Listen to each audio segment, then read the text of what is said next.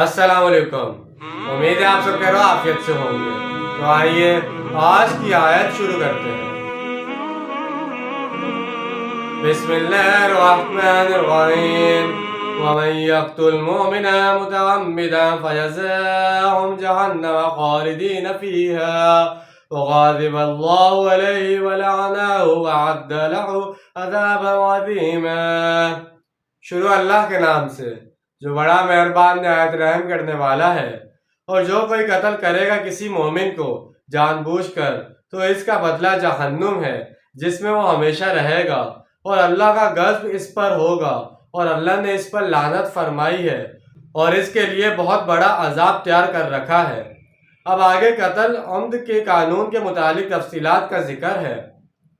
جیسا کہ آغاز صورت میں ذکر ہوا تھا کہ حرمت جان اور حرمت مال کے تصور پر معاشرے کی بنیاد قائم ہے، لہٰذا ایک مسلمان کا قتل کر دینا اللہ کے ہاں ایک بہت سنجیدہ معاملہ ہے۔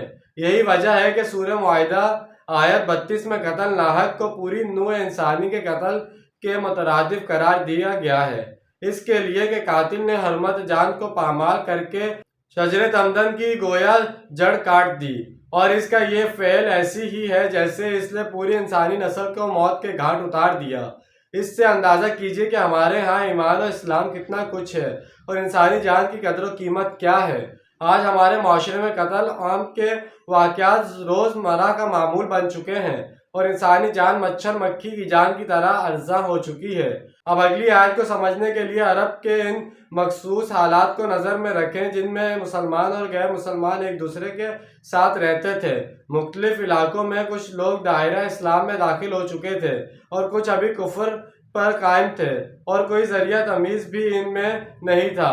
جگہ جگہ معرکے بھی ہو رہے تھے۔ اب فرض کریں کہ کسی علاقے میں لڑائی ہو رہی ہے۔ مسلمان مجاہد سمجھا کہ سامنے سے کافر آ رہا ہے، مگر جب وہ اسے قتل کرنے کے لیے بڑھا تو اس نے آگے سے کلمہ پڑھ کر دعویٰ کیا کہ میں مسلمان ہوں۔ اس صورتحال میں ممکن ہے سمجھا جائے کہ اس نے جان بچانے کے لیے بہانہ کیا ہے۔ اس بارے میں حکم دیا جا رہا ہے۔ تو انشاءاللہ یہ جو حکم دیا جا رہا ہے یہ ہم اگلی آیت میں پڑھیں گے، اور جیسے آج ہم نے ایک آیت کا ترجمہ اور تفصیل بیان کی ہے، اس کے اندر بتایا گیا اگر ہم کسی مسلمان کو کسی کا قتل کر دیتے ہیں جان بوجھ کر تو اس کا ہم پر بہت بڑا عذاب ہے۔ اللہ تعالیٰ ہمیں جہنم میں ڈالیں گے، اللہ تعالیٰ کی لعنت ہم پر ہوگی اگر ہم نے کسی مسلمان کا قتل کر دیا۔ اور اس کے علاوہ جو ہم نے کل آیت کا ترجمہ کیا تھا اس کے اندر ہمیں یہی بات بتائی گئی تھی کہ اگر ہم سے غلطی سے کسی کا قتل ہو جاتا ہے، کوئی ایسا حادثہ ہو جاتا ہے جس میں کسی کا قتل ہو جاتا ہے، تو اس کا بتایا گیا تھا کہ ہمیں کس طرح معافی مل سکتی ہے، کس طرح ہمیں معافی مل سکتی ہے اگر ہم اس کے گھر والوں کو جو بھی اس کے اخراج وہ دے سکیں اور اپنی توبہ اللہ تعالیٰ کریں، یا تو کسی ایک غلام کو آزاد کروائیں یا 2 مہینے تک روزے رکھیں۔ اس کے علاوہ یہ جان بوجھ کر قتل کرنے والی بات آئی ہے، اس کے اندر بتایا گیا ہے کہ اللہ تعالیٰ کبھی اس انسان کو معاف نہیں کرے گا، اس کے لیے ہمیشہ ہمیشہ کے لیے جہنم ہے۔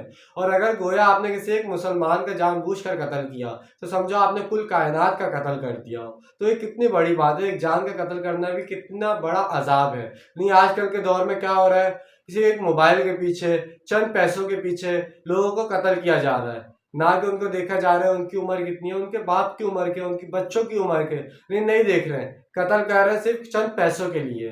ایسا نفسا نفسی کا دور آیا ہوا ہے، سب اپنی آخرت خود خراب کر رہے ہیں۔ ہمیں تو دنیا میں بھیجا گیا ہے اپنی آخرت بنانے کے لیے، لیکن یہ مسلمان تجھے آخر ہو کیا گیا ہے، تو خود اپنی آخرت خراب کرنے پہ تلا ہے۔ تو اس لیے ہم سب کو چاہیے کہ اپنی آخرت کو سنواریں، ہم اپنے دین کے بتائے ہوئے راستے پر چلیں، نہ کہ حوث چند پیسوں کے پیچھے اپنا ایمان بیچ دیں۔